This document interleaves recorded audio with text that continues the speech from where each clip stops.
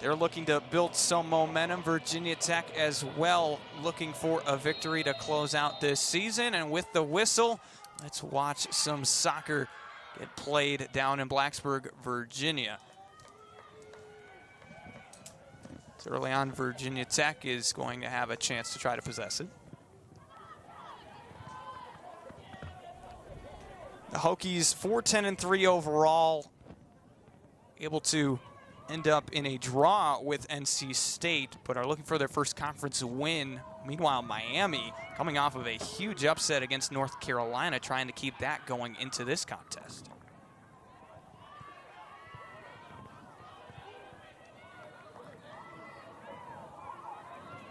It's back and forth early, but Virginia Tech with a couple of chances on some throw-ins. Goes far there, looking for Mitchell on the Hokies end. But instead, Wheeler gathered it for Miami. Mitchell moving with it, trying to get it inside, but it will go out the back. And Mitchell's such a strong player, especially down that flank side. They're finding her in that space. She's taking players on 1v1 and gets the service across. You can see why she's such a force to be reckoned with for this Virginia Tech team. She's who the Hokies want to give it to whenever able, and it will be a corner kick for Virginia Tech. Hannah Patchen getting set to boot it.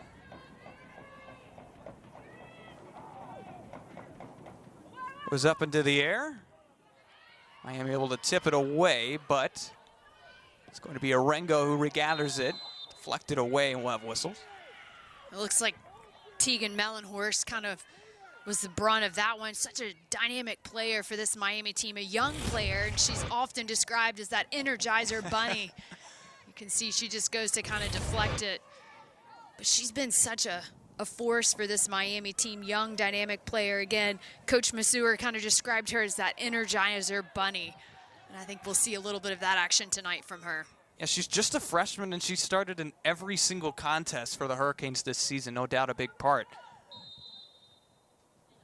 Here Mitchell lines up, sends it up on the ground, and it will be kicked away by the Hurricanes. And that was just some tough defense, good reaction there, understanding how dangerous this Virginia Tech team can be inside of the box, especially off of set pieces.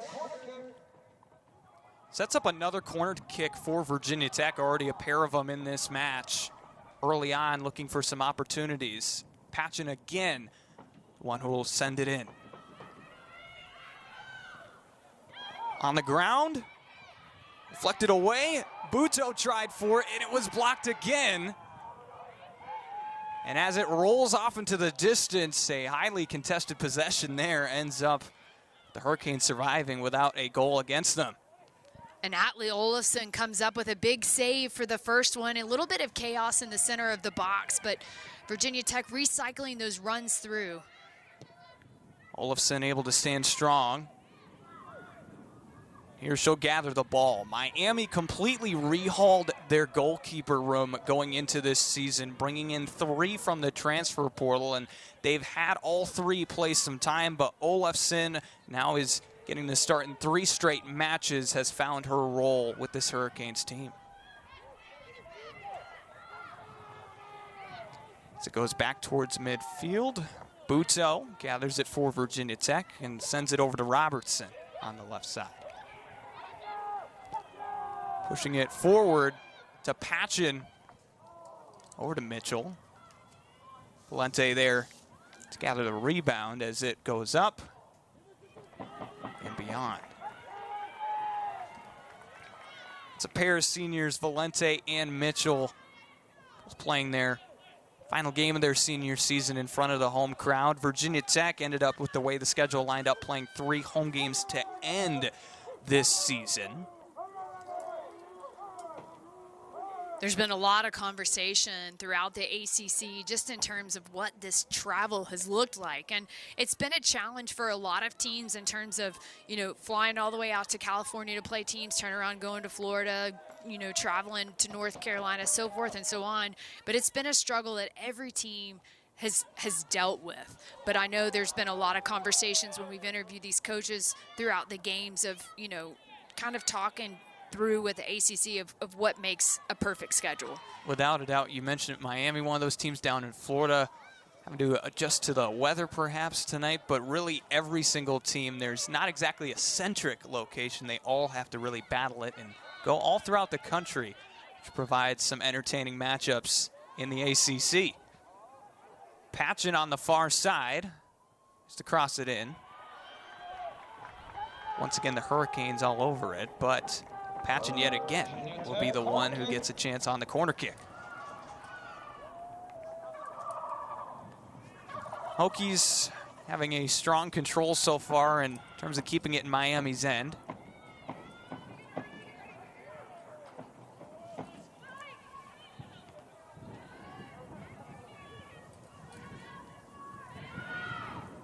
And it's Kay who eventually, for the Hurricanes, tries to get it. We'll have a throw in for Virginia Tech.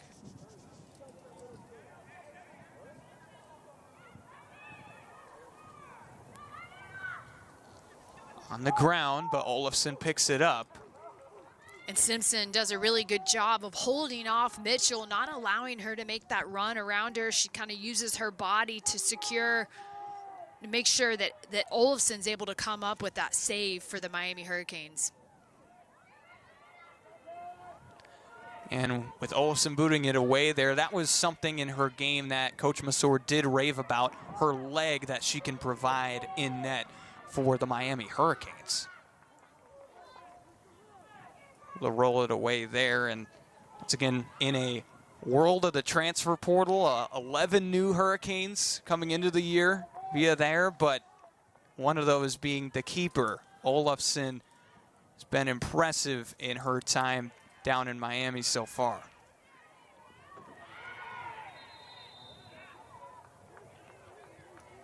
This Virginia Tech team's playing with a lot of intensity at the moment, and I think it's one of those things where they want to be one of those teams that strikes early. They've had a lot of instances throughout the season where, you know, they've been snubbed out of the game, late in the game. So I think, you know, being able to be the first one to score, it really kind of sets the tone for the remainder of the match. They're not chasing the game. So often this season they've been chasing the game. I think they certainly want to be the first ones to go on the board first. Trying to get that advantage in a contest and be able to keep the momentum their direction moving forward. Robertson is able to take it away and start moving it for Virginia Tech. A sliding effort made by Amanda Peck, who Coach Masur also talked about that she is a hard worker, and as a freshman this year, starting to really progress. It's exciting to see so many of these freshmen be able to step in and have the kind of impact that they are, especially for teams in the ACC. You know, Maddie Bateau is another one of those players. Ellie Robertson, those are freshmen on the back line for Virginia Tech who've had very outstanding performances, and to be so consistent. And you talked about for Miami, you know, Emily Simpson being a player, sorry, not Emily Simpson, Amanda Peck, she's a freshman also for their team. Just being able to play with that level of consistency. And continuing to develop. Here's Peck, who will keep it moving for the Hurricanes. Ends up with Hood. It's kicked up. Mellenhorst trying to take control. It's still up for grabs here. Miami starting to get their first opportunity in Virginia Tech's side of the pitch and get some offense moving. Sent up high, it gets beyond Hargrove, but able to kick it away was Valente.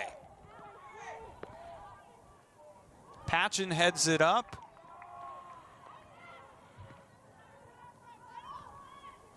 But Simpson gets it for Miami, and early on we're seeing the back and forth, and we'll see can end up trying to take control first. But we talked about the fact neither of these teams able to continue their season, but that competitive spirit already seems to still really be present, trying to end the season on a high note. You've got very competitive players. I mean, both of these programs have done a fantastic job of recruiting, you know, high caliber players, and it doesn't matter if they've won or lost. Every time they step out on the field, they're going to compete. And it's about getting better every game out. I mean, there's games that you win and they feel like a loss if you didn't put a good performance together. And then there's other games you lose and you might have played fantastic. So I think for both of these teams, it's just about putting together a complete 90 minutes. And some of that luck of the draw can always be played in there. A key piece for Virginia Tech is Lauren Hargrove in net, a graduate student who chose to come back to the team this year and has really been impressive with 3 years as being the primary keeper for the Hokies. And when you have such a young team in Virginia Tech who had the most of any class freshmen on this squad, it helps to have a experienced leader in the room who can really help those younger players out. Without a doubt. I mean, Hargrove, she's a very tenured player. She's past that 5,000 minute mark, absolutely phenomenal. Along with her is Natalie Mitchell with that, surpassing that 5,000 minute mark. I mean, two players like that just play with their heart every single time out. It's going to be tough to replace them next year. When Virginia Tech already on their 4th corner kick, they're averaging about 5 on the season, and early they are already getting the chance from the corner. Patchen sent it into Robertson. It's deflected away, and the Hurricanes will put it back the other direction for Hargrove. Look to send it right back the opposite way.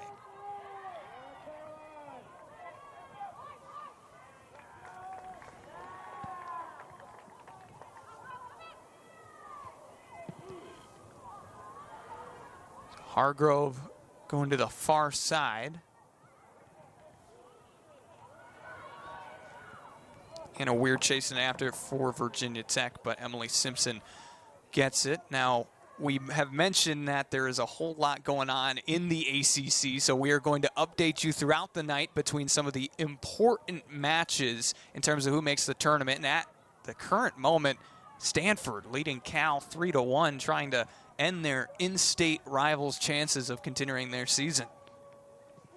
It's always exciting to see how it comes down to the wire between these ACC teams in terms of who's going to make the tournament or not, especially given that there's so few teams that do make into the ACC tournament. In terms of the ACC side of things, they would need to win to play in that. They still have a chance at continuing to play throughout the year, but in trying to get some extra playing time before that, all these teams trying to get that chance in the tournament and prove their strengths.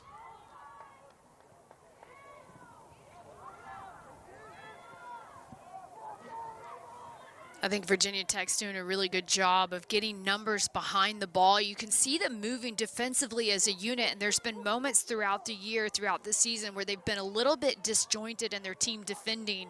But tonight, they look like they are collectively moving as a group. You can see them shifting to the left and to the right. And when they choose to pressure the ball, you're seeing them again step in unison as they apply that pressure to this Miami team.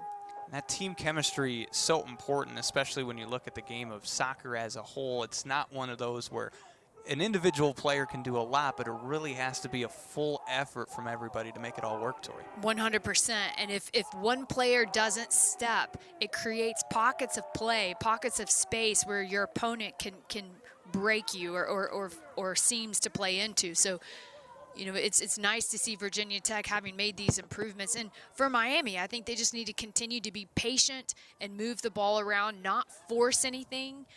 They want to do what they can to move this Virginia Tech team out of position. Natalie Mitchell for Virginia Tech has it, puts it ahead, but it ends up in the mid long term of Olafson for Miami. And a Weir. And Anna Weir is so good at breaking defensive lines, getting in on those 1v1 opportunities. She did have Hannah Patchen running into that slot position. If she'd gotten her head up, she could have found her, but fantastic run by her.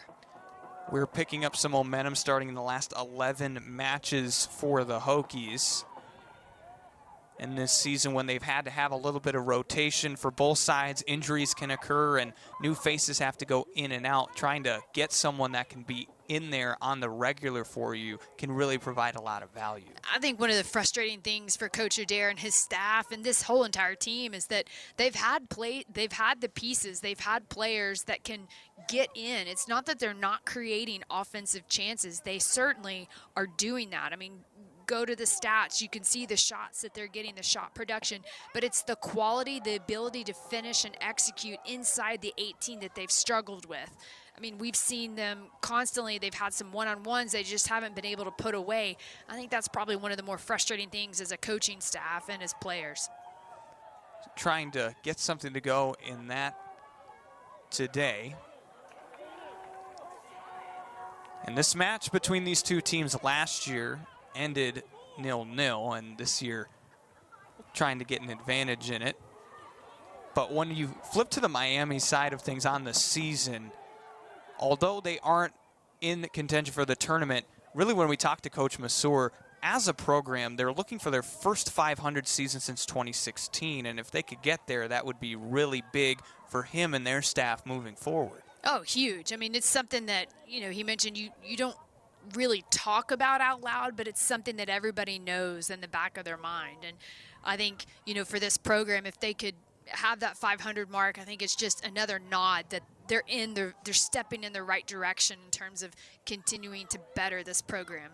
Yeah, already have their most wins since 2016 as they stand at 7-8-2 heading into this one. It was interesting. We were down on the field before the game talking to Coach Masur, and we were kind of joking with him about the weather. It's a little bit cold up here, a little damp. Wind is blowing much different from their southern Florida weather. We were teasing, you got to bring out all your winter gear. And then we were asking, do you even have any winter gear? And he said, well, we're working on it because we plan on playing further into the season next year and the years to come, which I had a lot of appreciation for. I mean, it tells you he's already trying to set that mindset with his team of where they want to be in terms of College Cup, so forth and so on.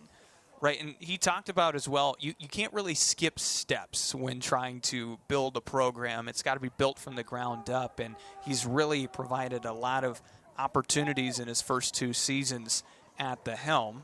Prior to that, he was at Vanderbilt coaching in the SEC as an associate head coach, and so he brings all of that to Miami, where he really has been able to start getting something going. And you mentioned not skipping steps, and part of that is allowing your team to face those hard heartbreaks. You have a very disappointing loss, or you're up on a team and you give away the game. And they had some of those scenarios this year, and it's how you respond as a team, as an individual, as a player, collectively. What is your response? And he's been very impressed with his team's resilience and how they've answered back to every single moment of adversity. He's very positive about the direction of his team is heading at the moment.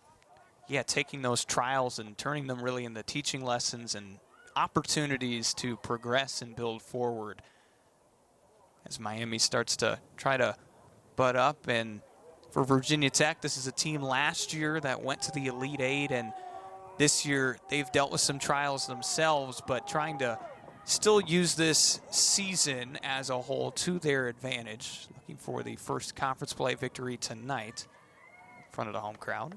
And no doubt it's been a disappointing season for this Virginia Tech team, this Virginia Tech fan base, but more importantly for the players. I mean, especially after putting together such a phenomenal season last year, making it to the Elite Eight. But, they recruited some key elements. Eliana Salama was a huge one. They've had some other people who have ended up getting injured, and especially with the roster limits that these teams have been placed with, you just don't have the depth that you had before. But it's really exciting to think about the position this team's going to be in come spring, and even more so fall. I mean, their next recruiting class is one of the top in the country. Yeah, and as we've alluded to, they really have had to fight through some injuries this season, including Salama, who you mentioned at SMU last year. She led that team in points in her first 5 games for Virginia Tech. She already had 4 goals going before her injury, as well as some others that you saw just moments ago. And so on top of that, Tori, they've had to deal with a schedule which has been ranked as the 3rd hardest schedule in the entire country. That's no easy schedule to try to play. And with all that being said, they were competitive. They've had 4 one-goal losses to ranked opponents. So they're playing these teams really close and it's trying to play that complete match and end with a W in the victory column. Well, and unfortunately for them, the players that have been injured are all part of that offensive locker room that you're talking about. Rosenbaum was, a huge player for them. Letizia Rossi, another player. So not having those pieces of the puzzle, players to be able to substitute, get fresh legs in. I mean, your front runners, that you want them to be able to be at their sharpest, at their best, and not having that rotation has certainly had an impact on this team. Especially on a night like this, we're hoping that the precipitation has maybe tailed off. It was a little bit pregame, but now the lights on at Thompson Field and these two teams ready to play some soccer as we wind down the ACC regular season. And you can see Ellie Robertson in the bottom of your screen for Virginia Tech. She's floating on that back post. If Virginia Tech can get that service across to that back door, I think that's where they're going to have some opportunities against this Hurricane defense. She's been real impressive this season. She's started every contest as a freshman and a dozen matches where she's played the entirety of the contest. And so she's certainly a building block that Coach Adair is looking to keep progressing and use towards the future. It ends up with her on the near side. She'll move it in, tap.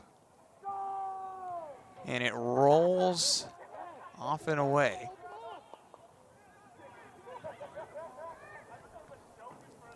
It keeps it going with Robertson as she's the one who gets to toss it in, looking for Mitchell, but it's deflected out.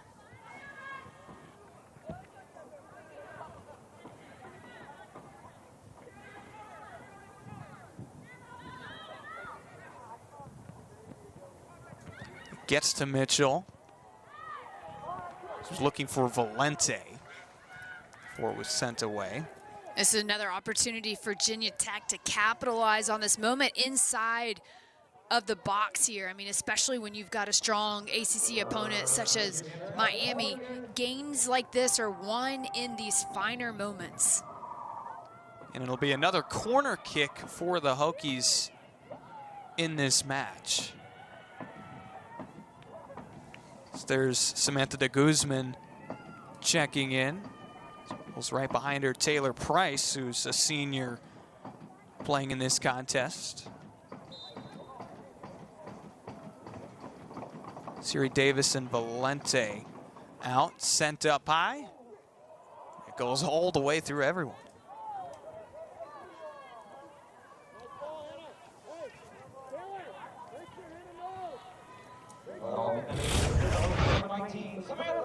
Here's the service in. You can see Virginia Tech players trying to time it. Taylor Price just trying to get ahead on it. Nobody's on that back post. The ball skips to that far side. You talk about a player that has done a lot for this Virginia Tech team is Taylor Price. I mean, she's a player that was kind of working back from injury last year and has done a fantastic job. Just the amount of heart that she plays with every time she steps out on the field has always impressed me. Had some heroics last year in the season that would end up with a run to the Elite Eight for Virginia Tech, a hat trick against the Louisville Cardinals last season, and as you mentioned, battling back from injury, and says a lot about her character and continuing to try to play the game and play it at a really high level despite those obstacles she's had to fight through. Her style of play is very complementary to Natalie Mitchell. So when you see them up top, you're going to see them do lots of combination work. They try to find each other in on those split passes in between those defenders.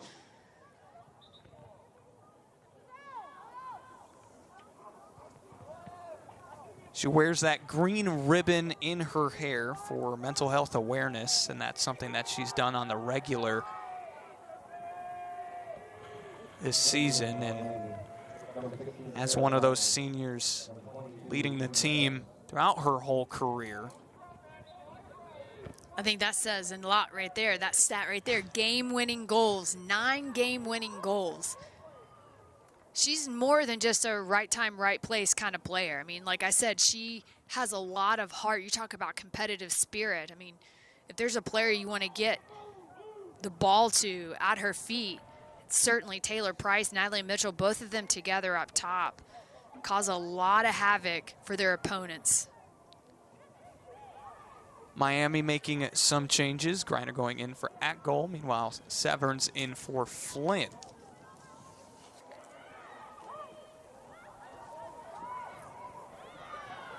So up top were those adjustments made.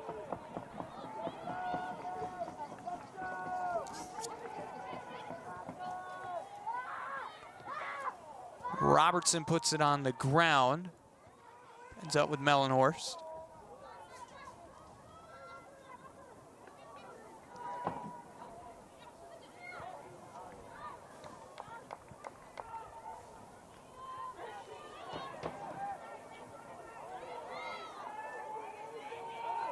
Mellenhorst eventually gets it back after it went back and forth. As talked about, she's just a freshman, but even beyond Miami, she grew up in Ontario, and she started playing the game of soccer at just 4 years old. And being from Canada, she was exposed to hockey as well, but ended up finding that soccer could be the sport for her. And she's already been with the Canada U20 women's CONCACAF championship team as she helped them get that far, but she is able to represent Canada well. And on both sides, you're also starting to see in college athletics, going beyond just the United States in terms of recruitment and finding players from all over that can be an impact. Anytime you can recruit a player into your program that has that international experience, it's going to be a huge asset just because they're exposed to so many different playing styles, and that's something they can bring back to your team.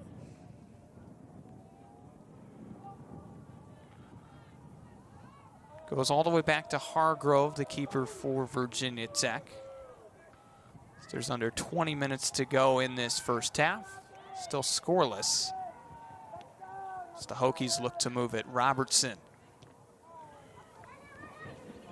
Have it end up back with Caroline Hood of Miami.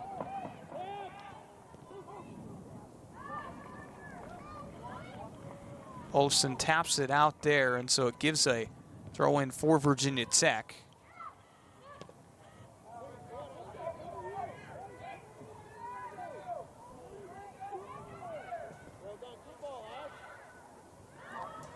Hokies really trying to get everyone involved. We saw them use a total of 20 players in that last game against Notre Dame.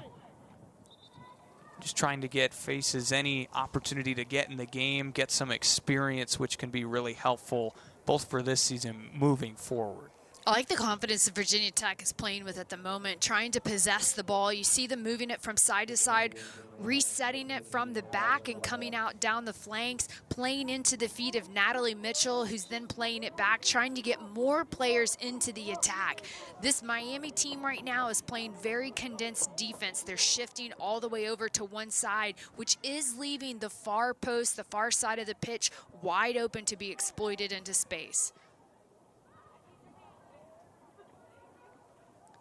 So far, we've seen Virginia Tech the advantage in terms of getting shots up, but Hargrove went all the way out to try to stop a shot. I think we're going to have a handball here.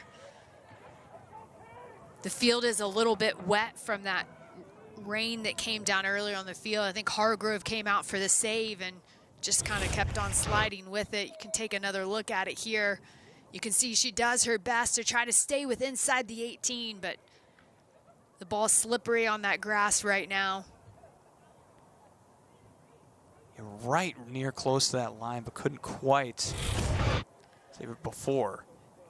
So it gives an opportunity for Miami. Hargrove communicating with their defense, looking for the best alignment. There'll be a card on Lauren Hargrove, a yellow.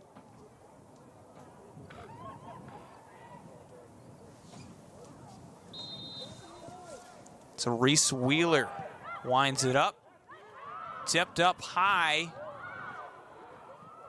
Patchen boots it away for Virginia Tech.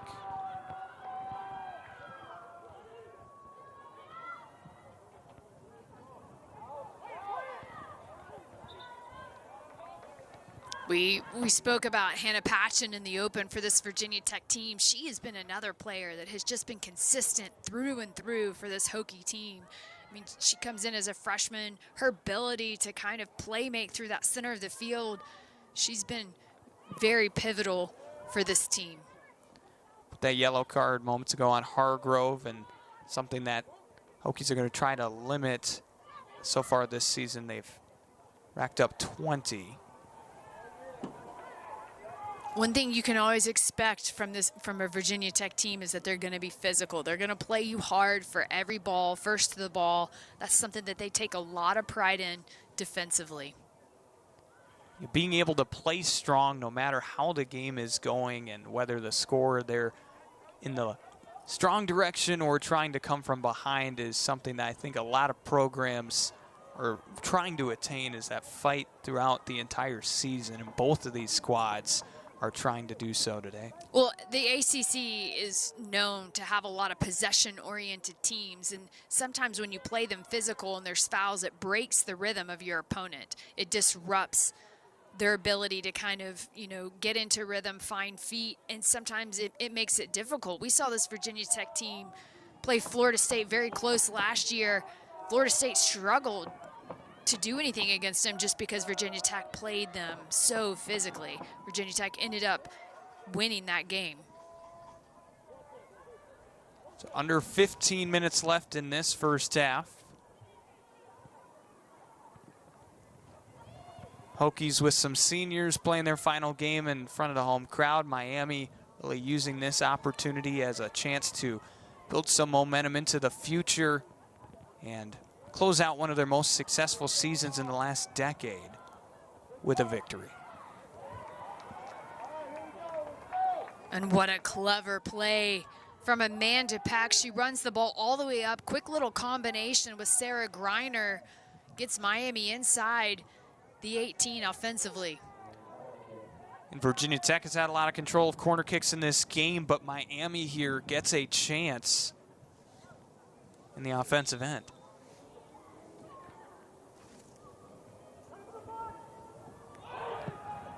Here's the corner. And it's sent high off the foot of Mellenhorst.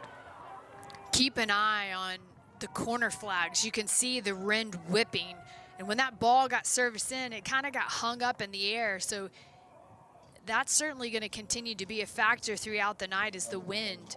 If they're serving the ball in against the wind, a lot of times it's going to get held up, probably land on that front post versus the back post.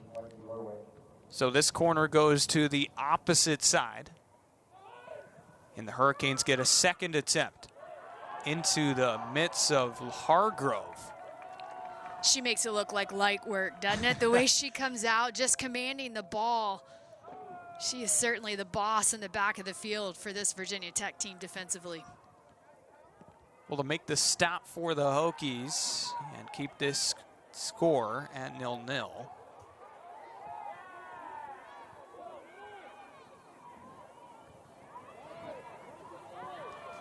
So as the Hokies continue moving, it's Robertson. Sends it back to Patchen.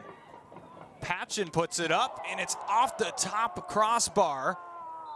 Price tried to regather it for Virginia Tech, but the possession ends in no goal. And Patchen continuing to find that space on top of the box for Virginia Tech. Ellie Robertson does a good job of recognizing it, lays the ball off to her. Patchen gets the shot off. You can see it just hits the underneath of that crossbar, pops back out. What a fantastic look. And Olafson just got her hands on it to affect the trajectory, but it's the closest shot we've seen so far tonight. And a Patchen tried to get the Hokies on the board.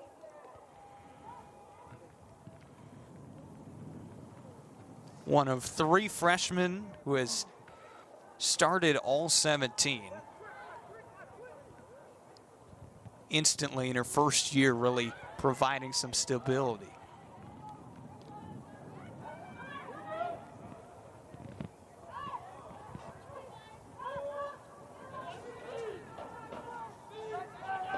Severance hands it to her teammate Griner, who will toss it in. And Price steps up to it, forced the Hurricanes to do it again.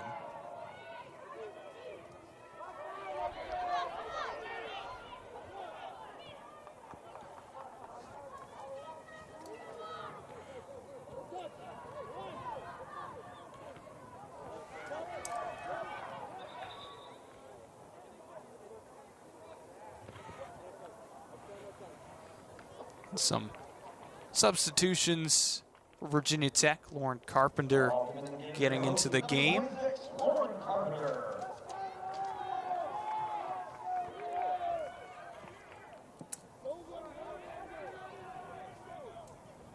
Placed Anna Weir for that substitution.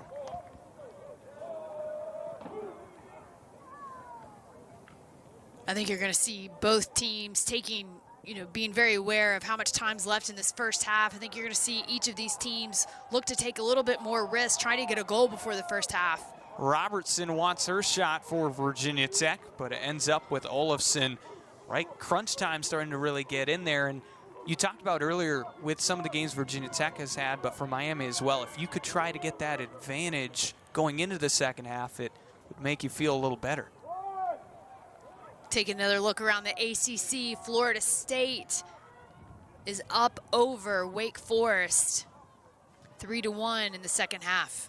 So the Seminoles trying to knock out Wake Forest from playing in the ACC tournament. Demon Deacons would need a win there. And how about this top 25 matchup? Duke just in front of Clemson. And Duke currently, if it were today, would have a shot at being in that tournament. But a win would really push them in front of the other teams trying to keep pace with them. So the Blue Devils looking to get a go at the ACC tournament.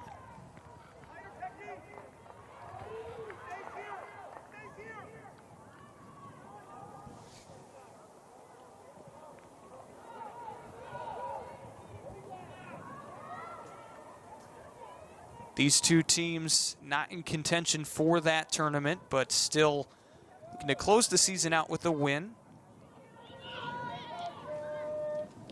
Miami currently on the one-game winning streak after they took down UNC their last contest. Hokies looking for their first victory in conference play.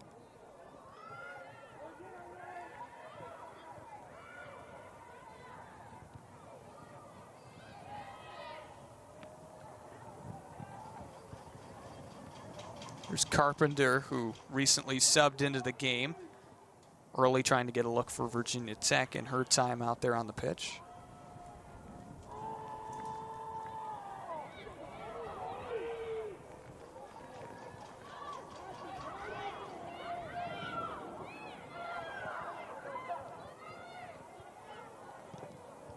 Robertson skies it up, ends with Olafson, who we talked about as one of the three keepers that Miami had come in from the transfer portal. For Olafson, she was at Notre Dame over the last 2 seasons.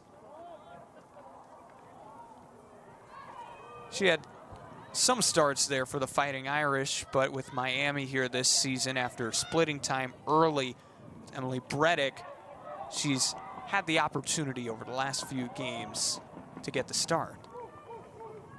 That's good defense by Reese Wheeler. Matched up 1v1 with Natalie Mitchell. Virginia Tech just trying to take advantage of that 1v1 matchup, but it proves as no contest for Reese Wheeler. She does a fantastic job of sealing off Natalie Mitchell.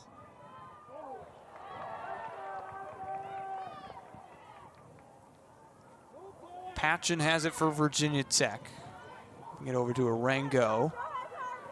He goes to Carpenter on the far side. The Hurricanes looking to flip possession, moving it forward.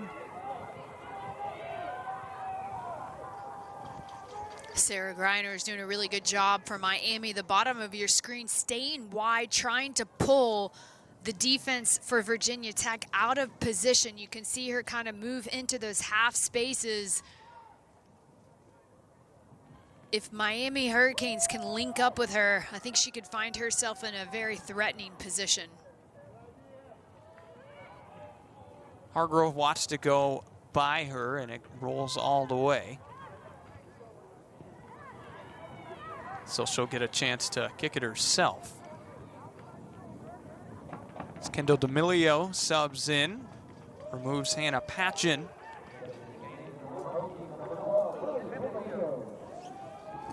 As well, Lily Pantaleo getting in also for the Hokies.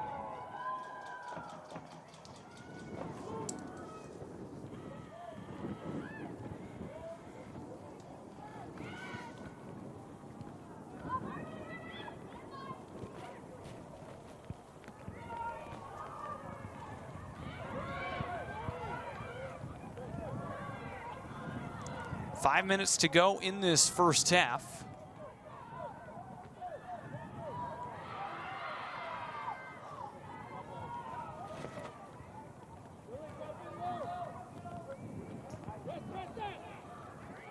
Yet to see a goal in this contest, but the team's starting to really apply pressure, and at a certain point, might break open. Virginia Tech is at their best when defensively they do a high press. They cause those turnovers in the front half of the field for their team and get numbers around the ball. We've seen them be able to score a lot of goals in quick transition this year. I think they're doing a good job of possessing the ball. I'd like to see them be have a little bit more pace in terms of those first and second passes when transitioning from defense to offense. See if they can unlock it. Olofsson makes the diving effort.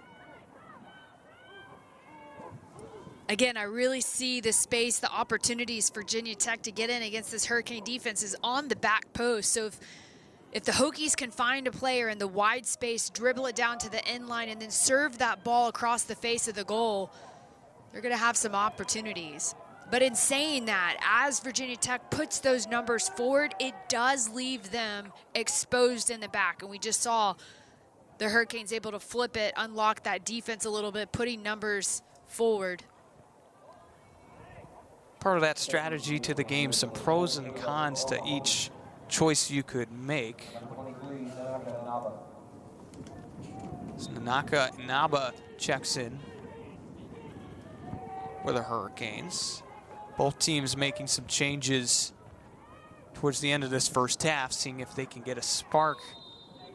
Just a few to go.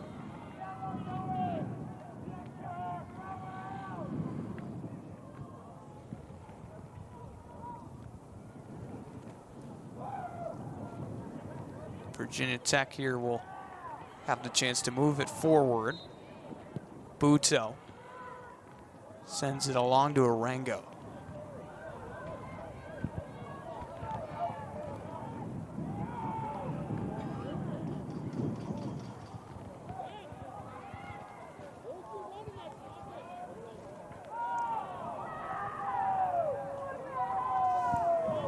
Robertson was trying to find it. She gets the chance on the throw in.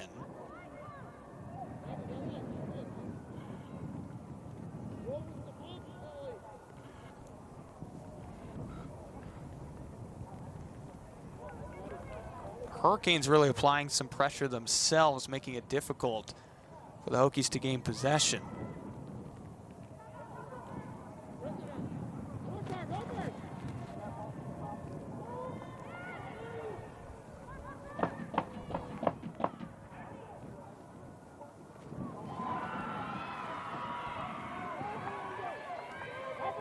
There's Mellenhorst moving with it for Miami. Stanford, at this point, up 5-1 over Cal. Taking strong control of that match. So how about this competition up there on the pitch?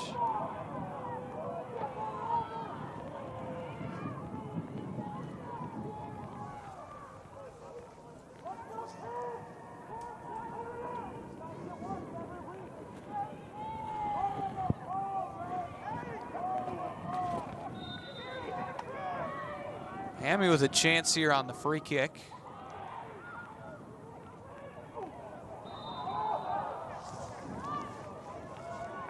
You can see Miami just putting numbers into the box, trying to time that run. Unfortunately, they're called offsides, but you can see all the orange jerseys moving in unison. Two front runners. That's a good look. You can definitely see that they're offsides there. Lauren Hargrove, very thankful for that call. Yeah, they put it in a space. Both Greiner and Nicholson were near it for the Hurricanes. But Virginia Tech catches a break. We remain scoreless with 30 seconds to go in this first half.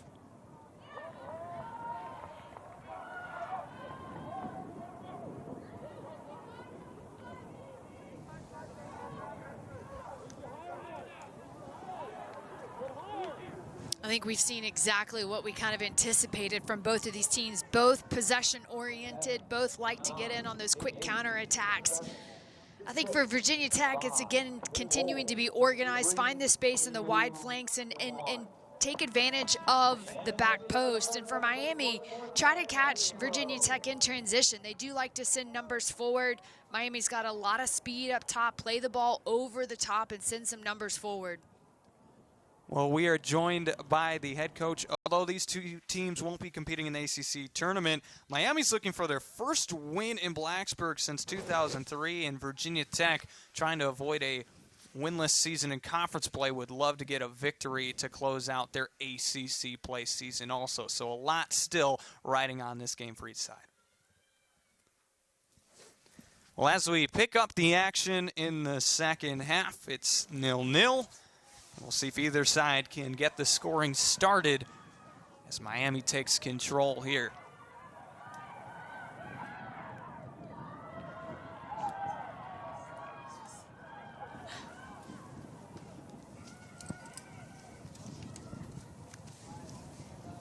There's Robertson moving with it for Virginia Tech. Found Patchen. The Hurricanes playing tightly, and there is toss-up between Mellenhorst and Arango. Ava Arango has just been one of those rock-steady players for Virginia Tech. She's a player that's not afraid to get stuck in on hard tackles, make those challenges when necessary. You can see on this season, 1 assist, 1 shot. She does have a couple of fouls, but that just speaks to her volume in terms of being able to contest her opposition. All year long has providing some pressure against the opposition she faces. And a Weir moving with it for Virginia Tech, pushing it forward, puts it up, and Olafson able to stop it. And Anna Weir receives that ball in the run of the play. What I like about it is her ability to push the ball away from her defender, get it on the outside of her foot. Here's another look at that. You can see she takes that touch ahead, sticks it to the outside to get that shot off with her left foot. Olafson, in the end, able to come up with it. Already just a few minutes into this second half, and teams are trying to get something to go. And Weir, one of those main offensive options for Virginia Tech this season, as the Hokies continue to try to apply pressure. And Virginia Tech's doing a really good job of creating a lot of chaos in the back for that Hurricane defense, interchanging those forwards, lots of dynamic movement across the back line. Anytime you have that kind of movement, it requires hands off. Player assignments are changing and moving. A 6th corner kick for the Virginia Tech Hokies. Hannah Patchen ready to send it in. Up to the air, on the ground, and the Hurricanes are moving it forward. Mellenhorst took control, but Robertson gets it back for Virginia Tech.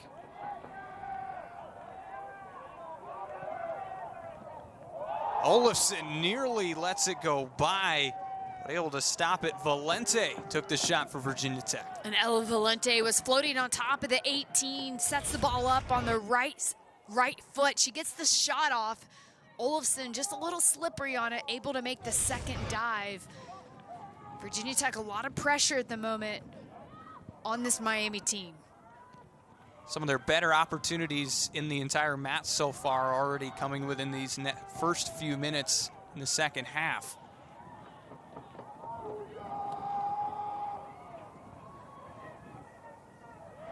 Patchen taking control for the Hokies. I think what's making it tough for this Miami team at the moment, they had initially set up in that 4-3-1-2 formation versus Virginia Tech in a 3-5-2. So in terms of the midfield possession, Virginia Tech has an extra player in the midfield. So that's making it a little bit difficult for Miami. So Miami's having to pull additional players back in order to counterbalance that midfield attack. As a result, it's making it tough for them to transition to offense quickly. And it really goes into playing the strategy of the game, but when we talked to Coach Masur throughout the week, something he seemed to continuously talk about is Miami playing their game. No matter what is going to happen on the field, the first thing you have to do is control yourself. Absolutely, and that's something that he talked about even before this match. I mean, you can't control the weather, you can't control the refs, but you can control your approach to the game, your process, your attitude, so forth and so on. Stanford officially with a win over Cal, meaning they would clinch the first seed in the ACC tournament if Notre Dame were to take a loss or draw. At Pitt, and a patching down for Virginia Tech. You never like to see a player go down, but for this Virginia Tech team, Hannah Patchen has been such an important player for this team all season long. As a freshman, she's started in every game so far this season and is second on the team in points with 15. And in the final game of the season, you never want to see anybody of either side take an injury, as these squads are trying to enjoy their final game 2025 on the schedule.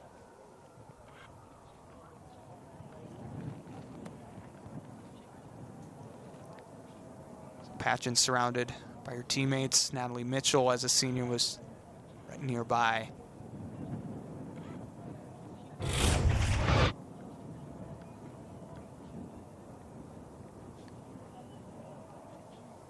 It's that physicality in the game, getting tossed up with Sarah Greiner, both sides playing hard in this game, and hoping the best for Hannah Patchen.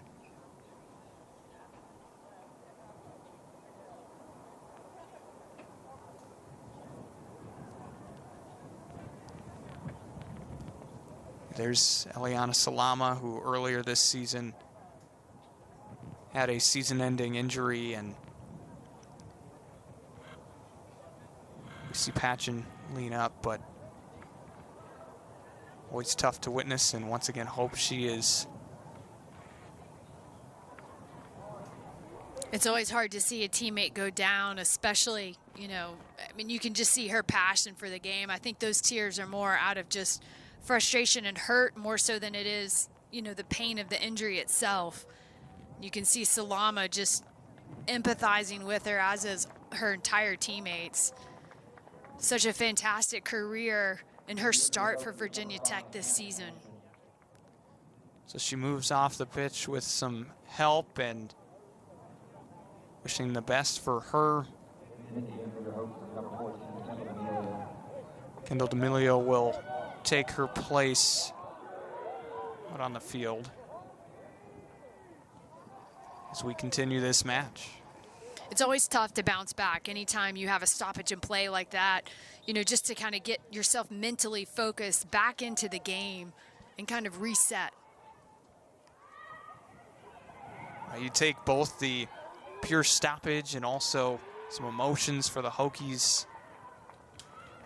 We'll have to see what goes on over these next 40 minutes here at Thompson Field in Blacksburg, Virginia.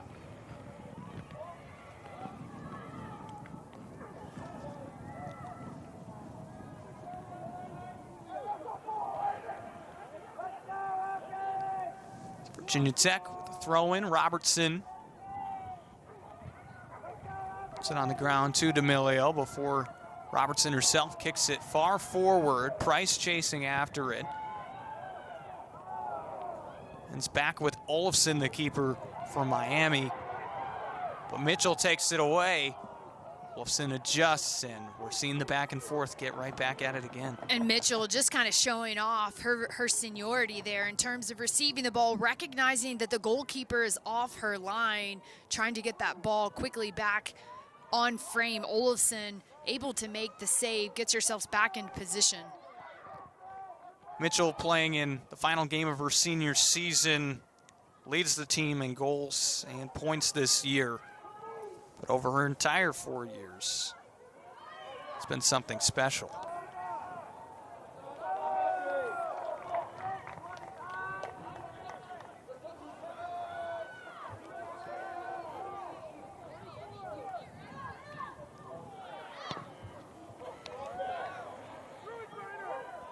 Goes to the far side of the field. Orengo to go after Robertson was tangled up. Play continues. Buto puts it up.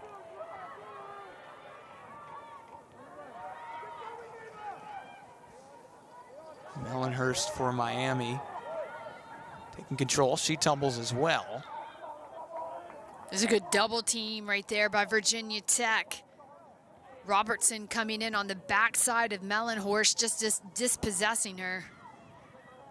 Hurricanes on the attack. Sent away by Kylie Marshall of Virginia Tech. And the Hurricanes try to take some control.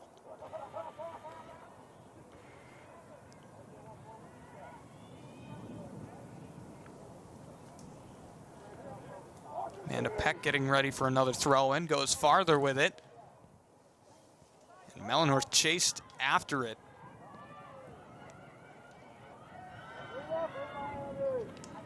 She's an exciting player to watch. I mean, we've seen glimpses of greatness from her all night. Just such a technical player. The way the ball sticks to her foot, moves it along the field.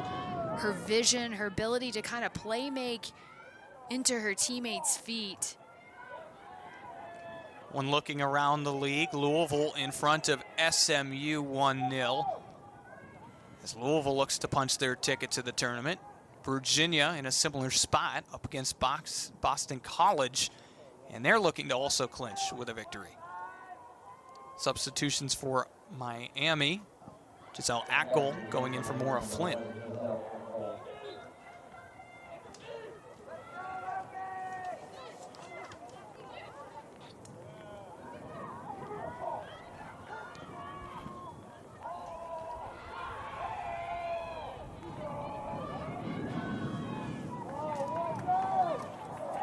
There's Mellenhorst again on it, but the Hokies try to take control with Mitchell.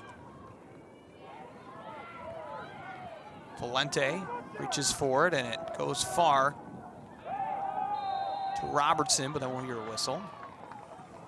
We featured at the start of the show Crosby Nicholson, and we talked about how important she was going to be to this Hurricane defense. She has been matched up against Natalie Mitchell all night long. She's been negating any opportunity, any play that Natalie Mitchell has been able to have. Crosby Nicholson continues to be a very important player for this Miami Hurricanes team. Just very consistent in how she plays. She's able to break play in the middle of the field and minimizing any effects that Natalie Mitchell for Virginia Tech might be able to have on this game. An impactful player for the Hurricanes, sent up high. Olafson reels it in. Nicholson played at Palm Harbor University High School, which their mascot is the Hurricanes, and would end up staying a Hurricane going to Miami.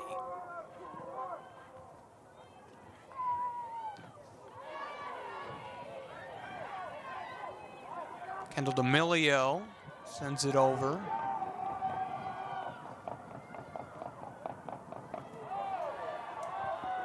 And Anna Weir does a great job of driving the ball to the inline, earning her team another corner kick opportunity. Some of Virginia Tech's best looks all night have resulted from some corner kicks. You can see they put a lot of players in the box around the goalkeeper, trying to obstruct the goalkeeper's view. Virginia Tech having ample opportunity on the corners tonight. They'll get another crack at it with D'Amelio winding up the kick.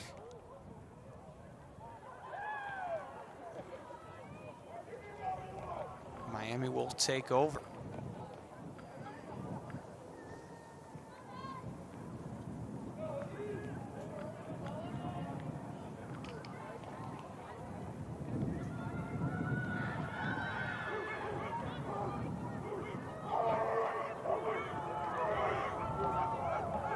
Olafson gets ready to send it up.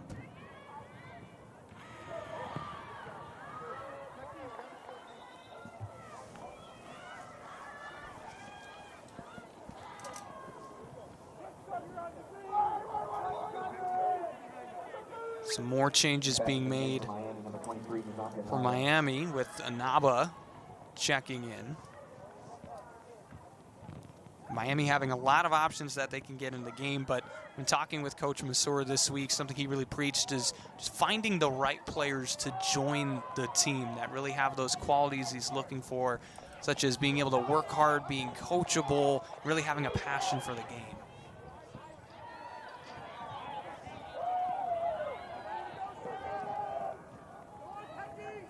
Arengo moves it to Robertson.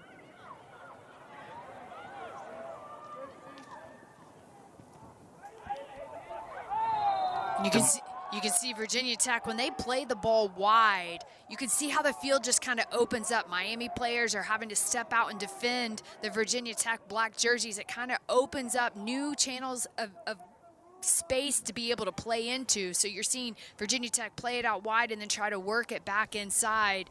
Combination work there. And D'Amelio just gets caught up with it. Trying to find a strategy that could break the scorelessness that we've had so far in this match. The one thing about this Virginia Tech team is they are absolutely relentless in their pursuit for goals. They've only had 2 games the whole season where they've been scoreless. Hargrove gathers it in and whips it over. Valente chasing after it. We're even seeing that in this game, both sides starting to really figure out opportunities to try to get it in net. There is no quit in either team in this match so far. All it takes is 1 goal to flip the game. And we've seen goals all around this league scored in the final 8 seconds, the final 30 seconds. All it takes is just a mental timeout from your opposition and you're on the scoreboard. And that can happen at any moment in time. Yeah, both of these teams have really seen chances where their opposition scores within about the final 15 minutes of the match, and just that 1 goal can be the only one scored that ends up not only taking momentum but really clinching the game. And you can see, you know, Virginia Tech's dominated in terms of possession this evening. Shots and shots on goal have been in their favor. So they're creating the chances and the opportunities. It's just kind of the storyline that's been there all year long for Virginia Tech. It's their ability to execute in the final third. It's the final pass inside the box. It's the ability to put it on frame, finishing with the right surface of the foot. And specifically, Tori, all year long, when you talk about Virginia Tech, they've had a lot of success in at least getting opportunities in the second half in trying to score. That's when they really try to find their momentum. They're out shooting their opponents this year, 133 to 106, and so far they've outshot the Hurricanes. And now for you as a player, is there any more ease going out there in the second half and trying to get something to work as opposed to having to go in cold in the first? You know, I think the first half you're still kind of, you know, feeling out your opponent. What are they going to bring to you? What type of intensity? Are they going to high press you, low press you? You're kind of trying to get a feel for the game. The second half, you're a little bit more sure of yourself and sure of your teammates. And I think kind of the pressure of performing lifts a little bit, if you will. I mean, even though you're looking for results, you're kind of a little bit more focused on just the here and now and playing. Mitchell sends it away. Olafson gathers it for Miami. But I can certainly remember my moment as a player on the field, both as a senior playing in my final match as well as playing for my seniors. I mean, you want the win so desperately for your seniors. And as a senior yourself, you want the win. And so I know these girls for Virginia Tech are going to battle it out as much as they can, especially on their home pitch. And for Miami, it's the same for them. I mean, for a lot of these players in the orange jerseys, this is their last match as well. Yeah, a whole lot still to be played for in this match. And these players are in the future talking about their career. I'd love to say that the final one some of these players participated in ended it their way. As Miami will take over possession with a throw-in.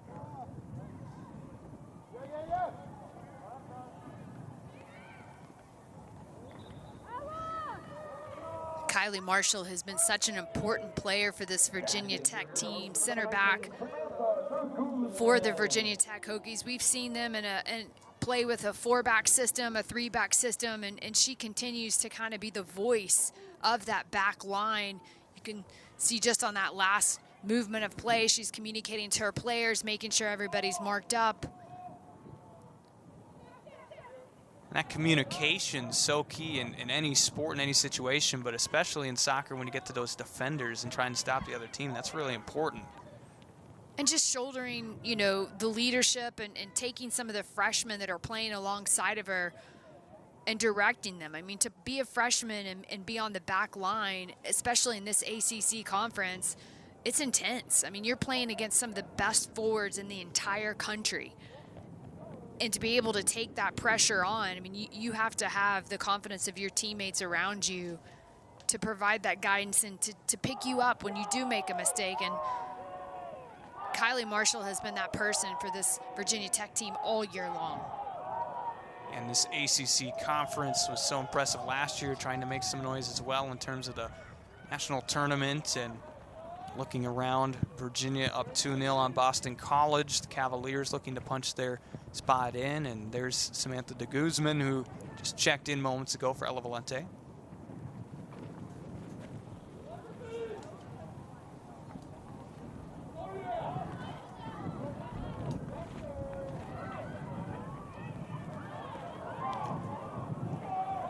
We're trying to gain possession for Virginia Tech. Falls, but still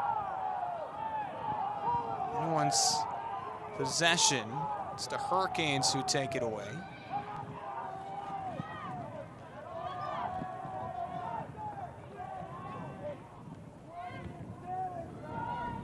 Vizek tosses it into a Rango for the Hokies.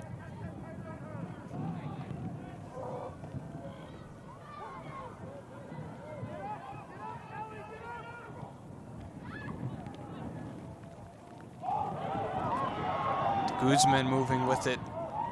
See it out there. You've talked about trying to find those gaps in open spots. How quickly can it change for a team in terms of where you're seeing where those opportunities could lie and having to change your plan potentially?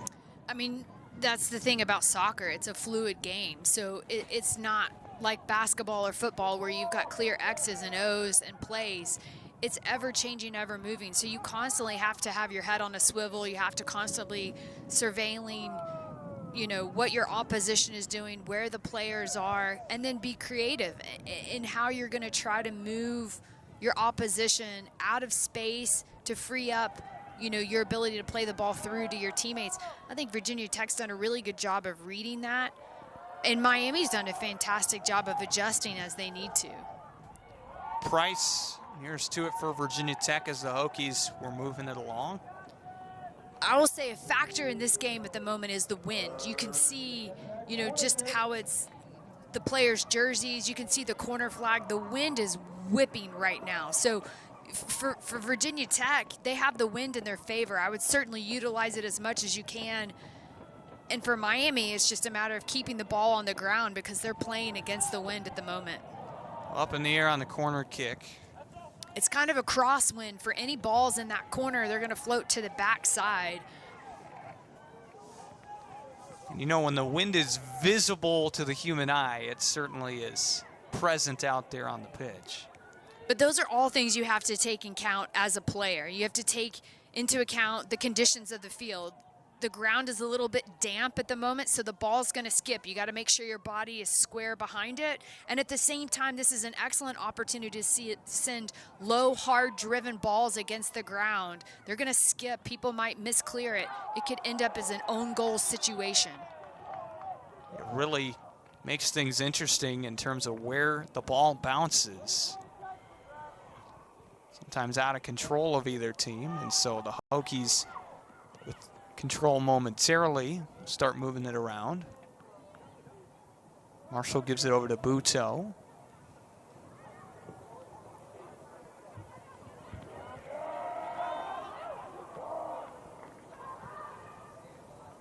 Some defense from the Hurricanes. Simpson kicking it out. One of those transfer portal additions, 11 Hurricanes added into the roster this season for Miami. She came over from Arizona State.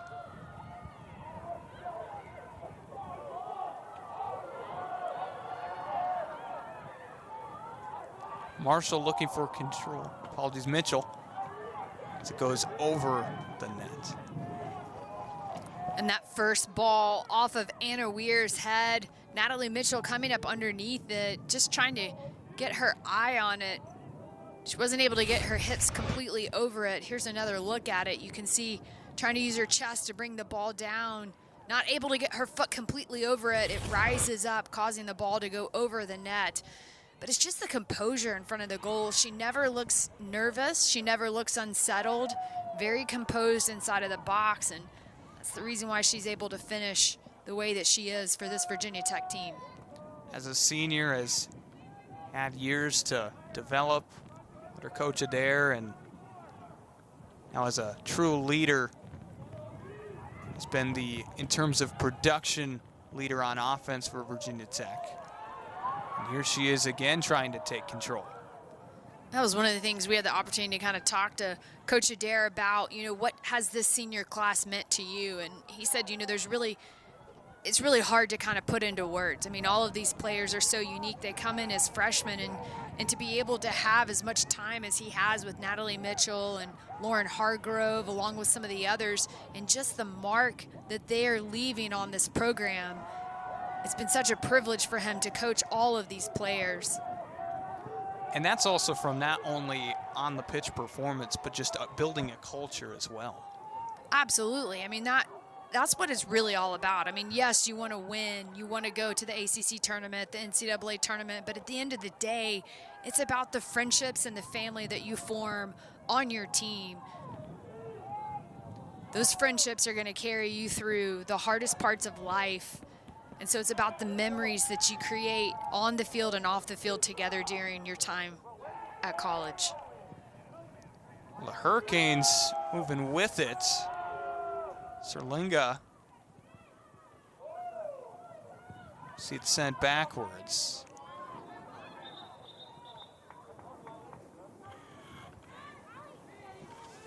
Here comes the throw in from Kay. Allie Serlinga up high, and Hargrove able to get possession of it. Jessica Kay's been another one of those impactful freshmen for this Miami Hurricane team. Coach Mansour couldn't say enough positive things about her on our call. Just her ability to play on that back line and to get into the attack. I mean, she's a multi-dimensional player who's been really important for this Miami team. You can feel the joy that Coach Sewer has in his players and how they've been able to grow as an entire group this season, and it's something you can certainly take moving forward. As both sides going to make some changes here.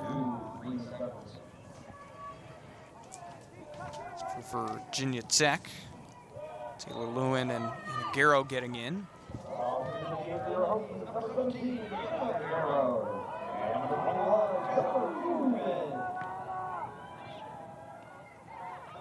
Another score up to date here with Duke leading Clemson 3-1. Tipped away out the foot of Orengo, and Hargrove makes the stop. And you can see Jessie Kay just kind of starts that for Miami, does a little work cutting it back side to side before she's able to serve it into the box. Again, very multi-dimensional player for this Miami team.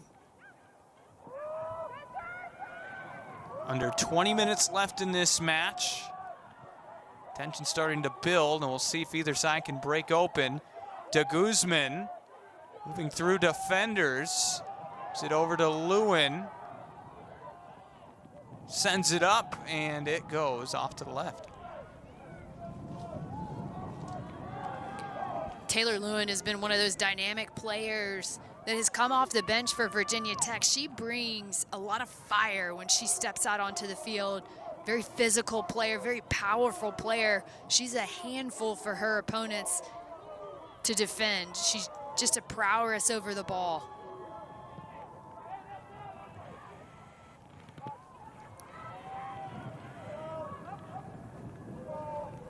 Robertson moves with it for the Hokies. Sends it back to Hargrove.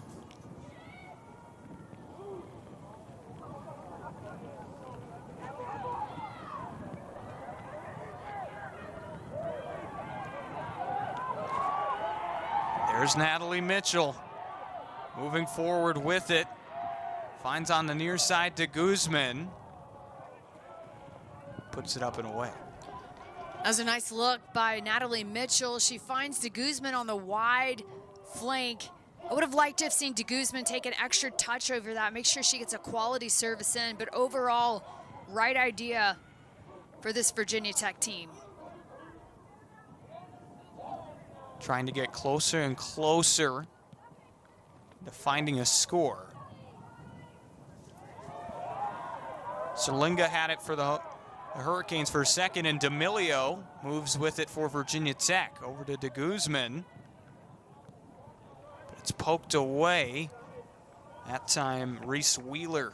And Reese Wheeler does a really good job of putting herself in a good cover position. As her teammate gets beat, she steps out to make that tackle. That double team has been really important tonight against Virginia Tech as they're trying to build down the wide flanks. Wheeler, one of those strong mindset players, missed all of last season with a knee injury, and they've been able to fight back and provide a lot of stability for this Miami team, and was a team captain this season for a reason.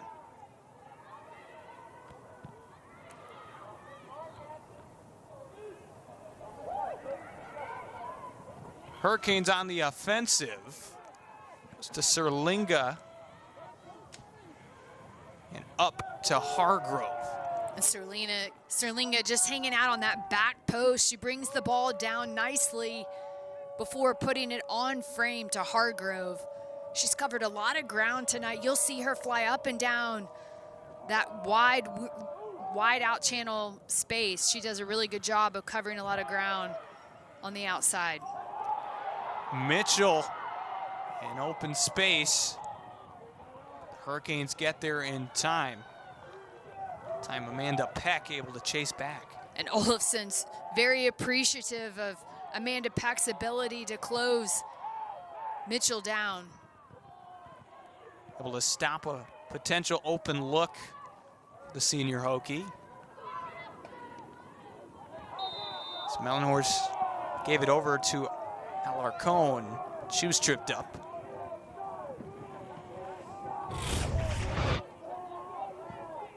You can see Ashley Wiesek comes out, just gets her legs stuck in a little bit too long. Alarcon taken down. So they're sending Olafson from goal to take this kick. And once again, all week, Coach Masur raved about Olafson's leg and her strength. So they like this opportunity. Sends it far, and Hargrove with the heads-up catch from in net. Virginia Tech trying to take advantage of the numbers that Miami's pushed forward, trying to catch them in a counterattack. De Guzman trying to push the pace. Kicks it forward, and the Hurricanes able to get back in time. Ends up with Mellenhorst on the near side. And Aaron Agoro was on the far wide area I think de Guzman was kind of hoping she was going to make that cutting run to the inside. A bit of a miscommunication between those two. Taylor Price getting back in the game for Virginia Tech. Anna Weir. Some offensive power for the Hokies. Meanwhile, Noelle Simmons for Miami. Also getting some action.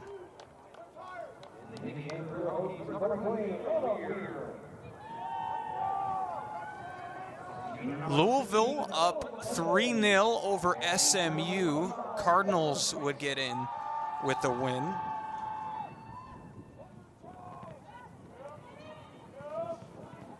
And heading into today, a lot of teams, Louisville, UVA, Florida State, all tied in the standings, that a win would really help their odds, if not punch their ticket. So that race to get into the ACC tournament real tight.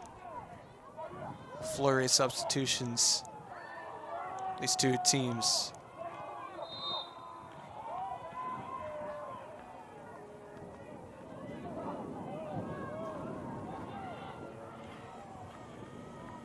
I think this is a really good point in the game for Virginia Tech to try to start beating Miami's defense with some balls over the top. They've got the players that can run onto balls and finish. Here's Mitchell chasing after it. It's deflected away by Olafson. Stoppage before that as well.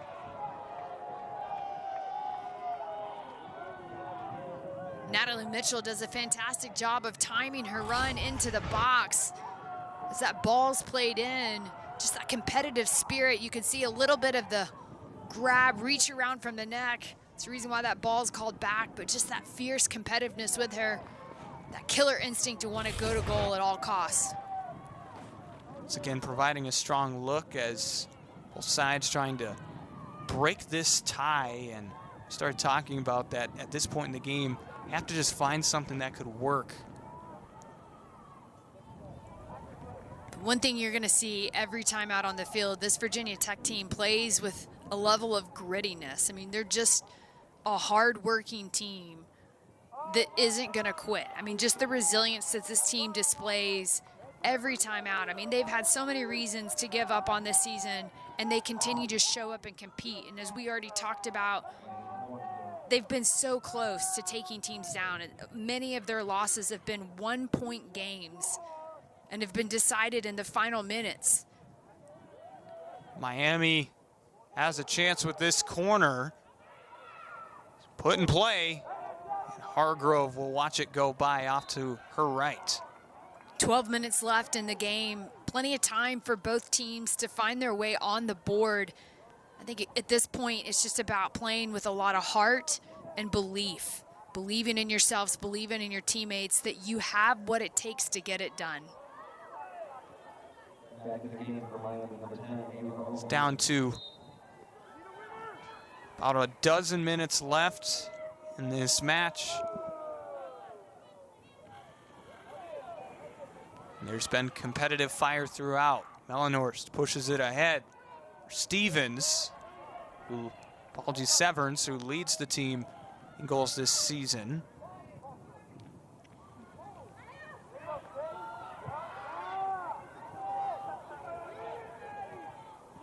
Severns loses possession of it, and it moved forward by Vizek of Virginia Tech.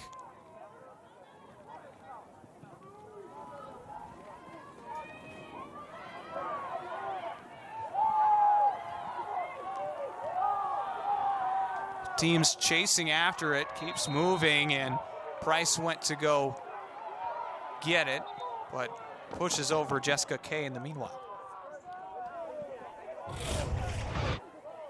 You can see the ball comes in. Taylor Price on her back. Just a little extra assistance with her on top of gravity. Puts her into the ground, but just that competitive spirit that we see displayed by Taylor Price every time she's out on the field. Number 25 for both teams in on that, and ends up with Miami getting a chance. Olafson stepped up to take the kick. But the Hurricanes start moving with it.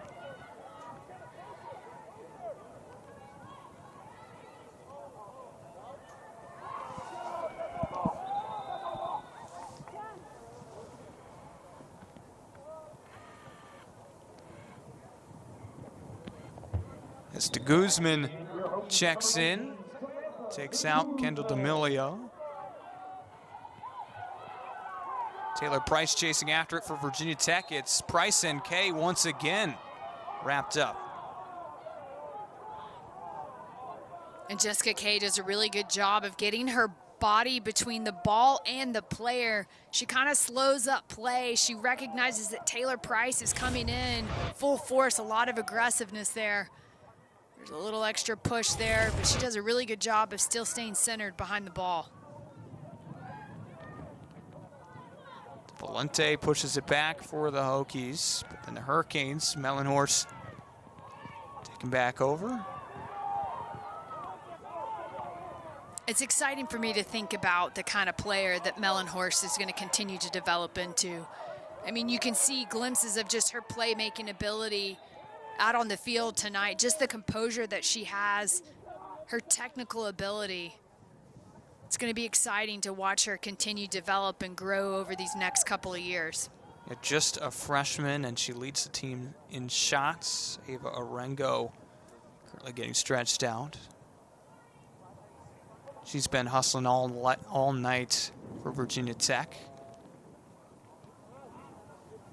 Her teammate Kylie Marshall trying to help her get loose. Look at that good defensive stance displayed by Ava Arengo.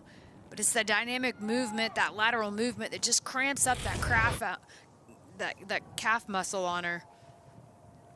Up and moving again. So she'll stay in the match. And the ball gets given to Hargrove, keeper for Virginia Tech. Under 10 minutes left in this match. Goes to the far side, and a Weir trying to take control. Moving it forward, but it rolls out. But and the whistle sounds.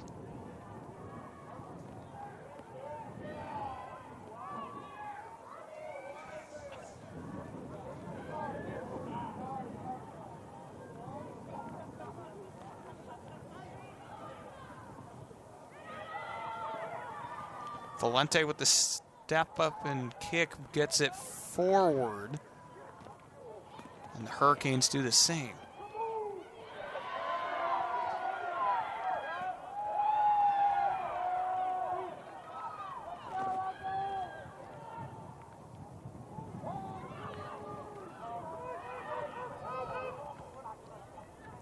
Natalie Mitchell does a really good job of checking back into this space, and you'll notice as she checks back into that half space on her back as a defender, when that defender comes with her, it's clearing out space behind that Virginia Tech needs to try to play into.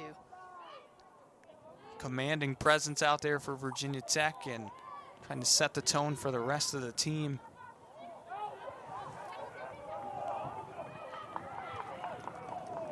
Here's Kay with the throw-in for Miami.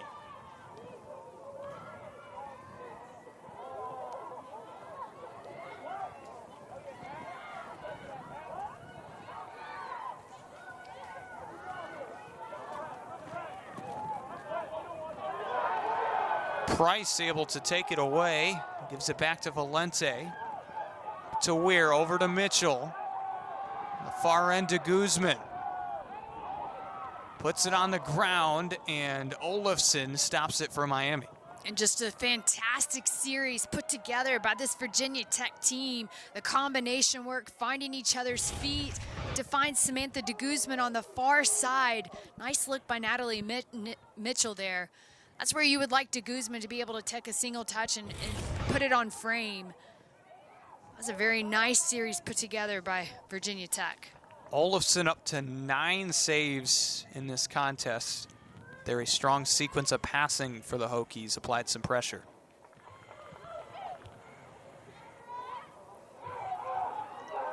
Jessica Kay fighting for it for the Hurricanes. Ends up going forward. Noelle Simmons gets rid of it and back to Kay. Sent away by Natalie Mitchell. You know, what impresses me about watching this Hurricane team is that they remain composed and committed to playing their style of soccer. They're not getting, you know, too frazzled by Virginia Tech, even though Virginia Tech's applying a lot of pressure to them at the moment. They're staying committed to trying to play their style of soccer, possess, find the open spaces, get into attack. Of note, Sierra Alarcon in for Miami. We featured her as star player to take a look at tonight, leading the team in points entering this match.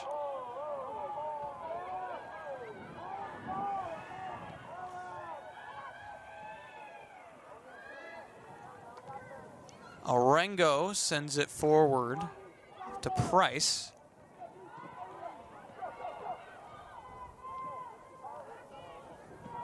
Takes a couple of bounces and ends up with the Hurricanes.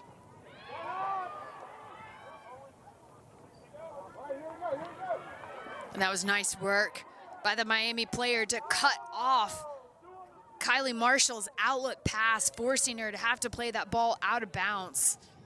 Good defensive pressure by Miami.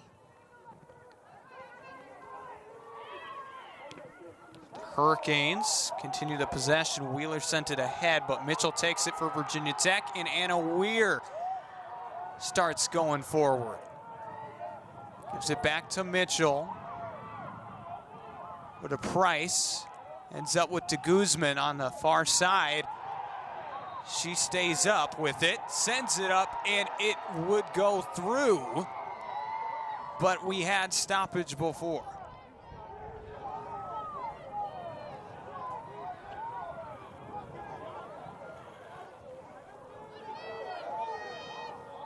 The call of the field is no goal, but a PK is issued to Virginia Tech. Nearly had the first goal of this match. You got de Guzman here inside of the box. Miami with the foul results in a penalty kick. Natalie Mitchell.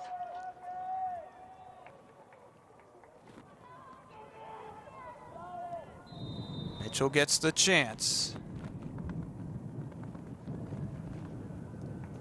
Game tied at 0-0. First PK, a chance to take a lead. It bounces off the crossbar, but Mitchell gets there in time. And the Hokies take a 1-0 lead with just over 5 minutes remaining. Who else but Natalie Mitchell with the goal. And what a way to leave her stamp on this program, sealing out the night with a game-winning goal. Fantastic performance by Natalie Mitchell. And a sigh of relief for this Virginia Tech team. I mean, they had a goal got called back, penalty kick.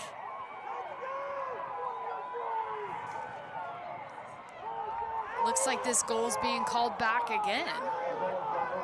No goal is the ruling on the field. So hit the rewind button. We stay 0-0.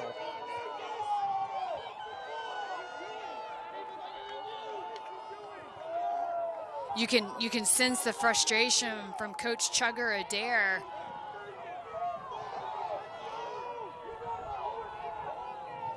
Mitchell playing her case.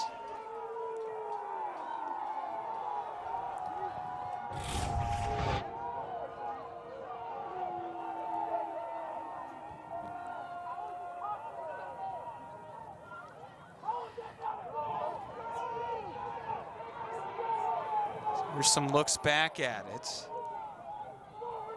I think they're calling this one as an offsides.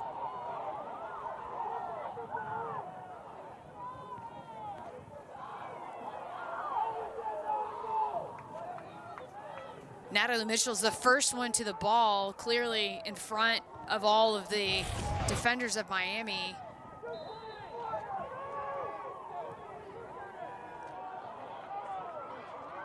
And so that keeps it 0-0.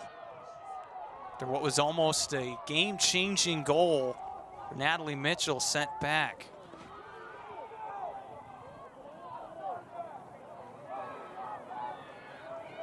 So Virginia Tech has to try to spark something again.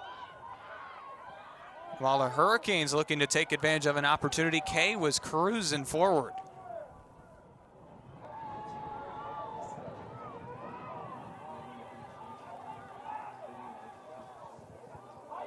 So for clarification, Natalie Mitchell can't be the first player on the ball since she kicked it. It has to be another one of her teammates.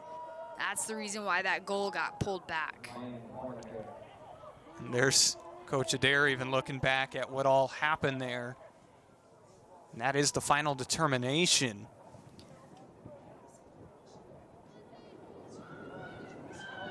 So with under 5 minutes to go, remains scoreless.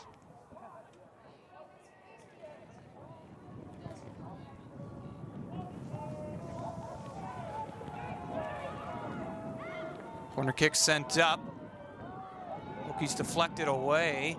It's Olafson from net who stepped all the way up to get another chance for her teammates on the Hurricanes. Maura Flynn moving with it. Tight defense from Marengo. Valente gets rid of it forward, and Kay sends it out. You can sense the intensity that both of these teams are playing with at the moment.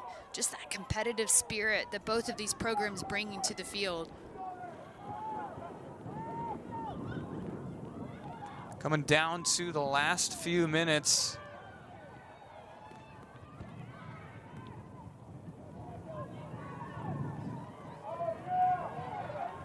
Here's Price for Virginia Tech.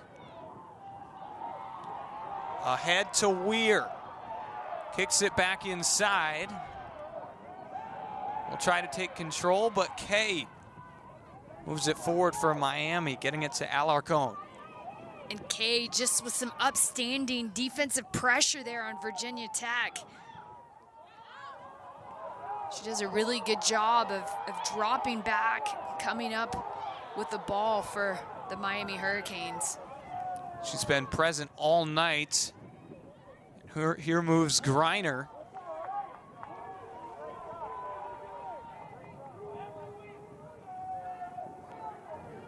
Hargrove will get the chance to kick it.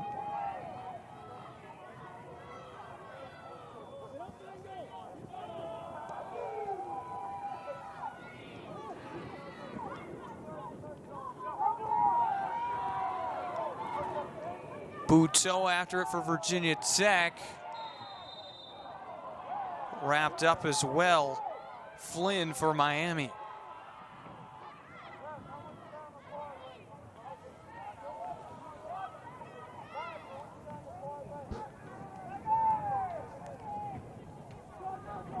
So the Hurricanes with an opportunity here will get the kick. It's Wheeler who puts it up, and Robertson gets rid of it for Virginia Tech. And Anna Weir starts moving with it for the Hokies. Ahead to Price.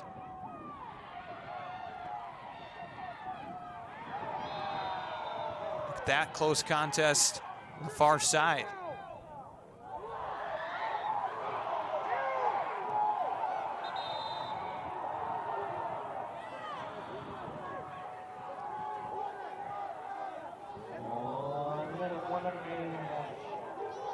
So Price shocked that's going to end up with Miami here.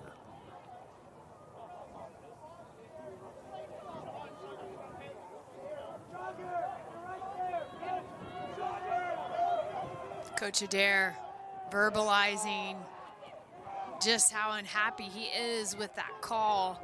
He felt like that should have been in his favor. Respectfully disagreeing with the official. Under a minute to go.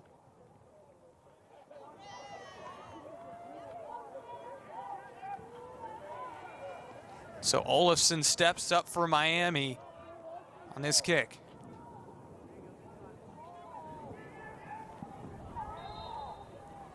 Time running out for both sides. The Hurricanes looking for a last-minute opportunity.